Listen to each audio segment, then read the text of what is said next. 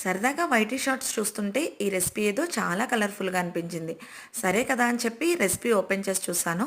Recipe open చేసిన తర్వాత తెలిసింది ఇది మనకి చాలా దగ్గర రెసిపీ అని. అంటే అమ్మ చేసే రెసిపీల్లో ఇదొక స్పెషల్ రెసిపీ అనమాట.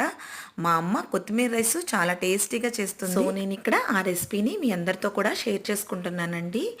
ఎంతైనా అమ్మ చేతి వంటే అంత టేస్టీగా రాకపోయినా సరే ఏదో అయితే టేస్ట్ అయితే చాలా బాగా వచ్చింది. రెసిపీ తప్పకుండా ట్రై చేసి చూడండి, మీకు కూడా నచ్చుతుంది. ఈ రెసిపీకి మరింత టేస్ట్ ఇవ్వడం కోసం నేను ఇక్కడ పన్నీర్ క్యూబ్స్ కూడా యాడ్ చేసుకున్నాను.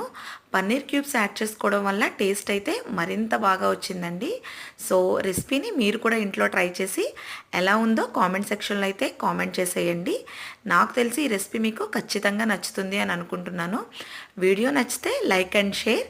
Do subscribe for more updates. Thank you for watching. Stay tuned for next vlog.